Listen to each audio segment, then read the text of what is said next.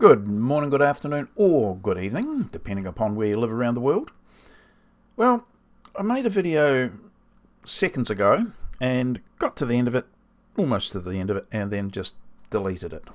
I'm going to make the bold statement of this is going to be a relatively short video. I said that in the last one as well. That's why I ended it. But what have we got here? I think it is called a dodecahedron. If it's not, I'll be corrected, won't I? And I saw this in a video as I was perusing the net, and I saw this suggestion for a video to have a look at. So I did, because it said, well, that's how we can draw a dodecahedron in SketchUp. Being a fan of SketchUp, of course, hence the Sketchy Builder name, the process was, I thought, flawed. He did his video.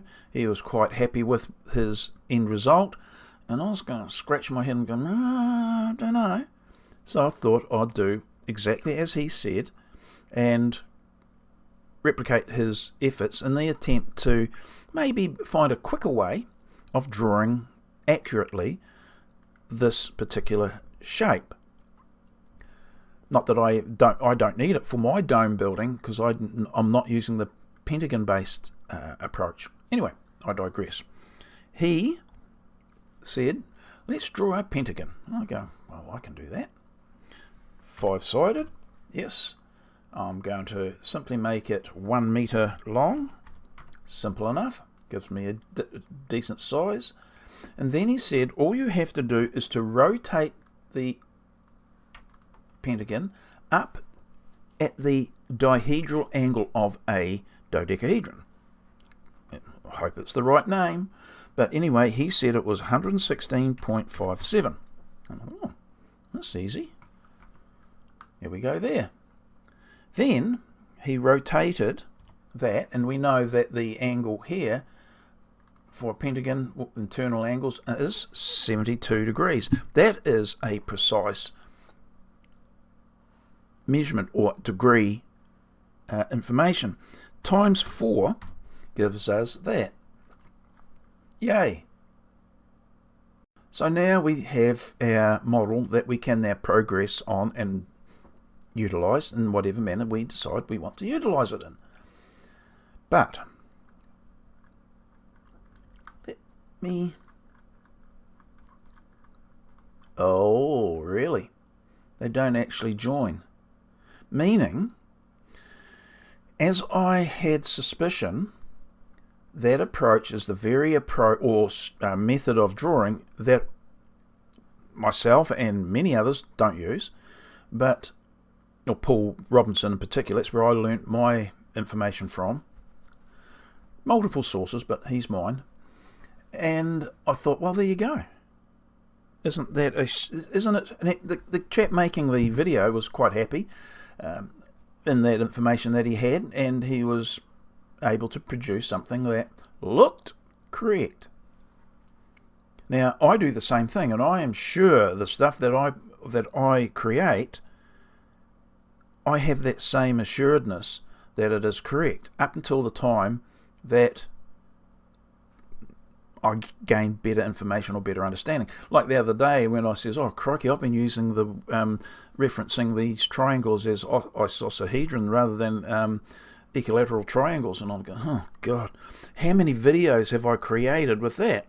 Should I go back and annotate each video with the the overlay text wise on the video? And I thought, nah, give someone something to complain about, so I'm doing them a service. Besides which, I'm not worried. I'm too old to worry about that sort of stuff, or too much anyway. But what is the dihedral angle for a dodecahedron? Well, apparently, my very first result gave me the fact that it is 116.565, and that is an exact degree for a dihedral angle. So there are instances when you can go down to the 3 decimal places rather than the rounded number that the other chap did, and it be exact. So it's accurate. Precise is the number that you look at, but is that number accurate? So anyway, that's what we're going to look at quickly after this. So the video might extend a little bit more. Anyway, now, knowing that there is an exact dihedral angle of 116.565, I can do that. That's what it's been rotated to now.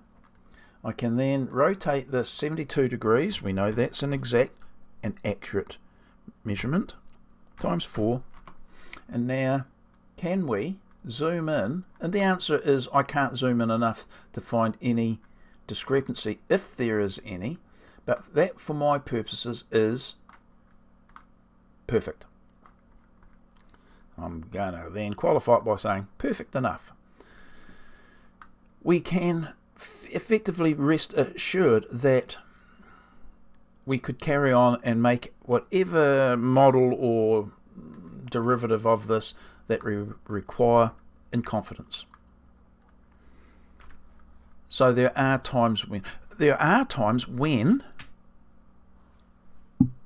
depending on your need for accuracy, you will wind up with a rounded number, think it's exact, use it, probably have no problems, and then carry on.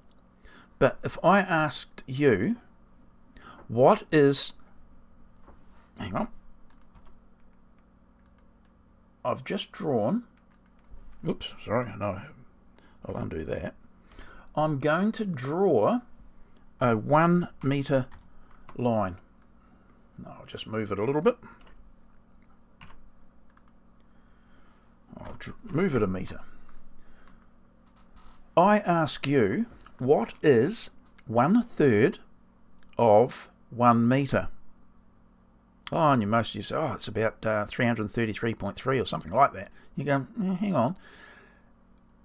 Oh, I didn't ask that. What is there an accurate measurement for 1/3 of a meter? And now I could be wrong, prove me wrong. There is no exact measurement. It is a repeating fraction. And as such, if you were to use this, and I have used this, and not for 1 meter of course, and I realized that the accuracy is dependent.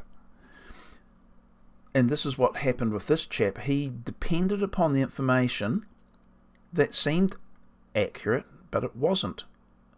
It was a precise measurement of 116.57. It's precise. Doesn't have anything to say it's not. But we found out that if we went one more decimal place, that was an approximate angle, dihedral angle. Whereas this one is, surprisingly and pleasingly, accurate. It only has to go to three decimal places. When I was doing a video on a totally different matter, on the construction of metric threads, one of the source material snippets of information said that a lot of the engineers will go to, I think, 8 decimal places for their manufacturing tolerance information. And I'm thinking, what? 8 decimal places? Wow. That's getting accurate. Point being, depending on what your requirements are, you need to know the difference. So, where am I going with this? Don't measure go to 3 decimal places. That's pretty darn accurate, isn't it? Yeah, well, yeah, it is. So if I went 333.333, for all intents and purposes, I've got an accurate division for that 1 meter. No. But what happened if I just say divide it?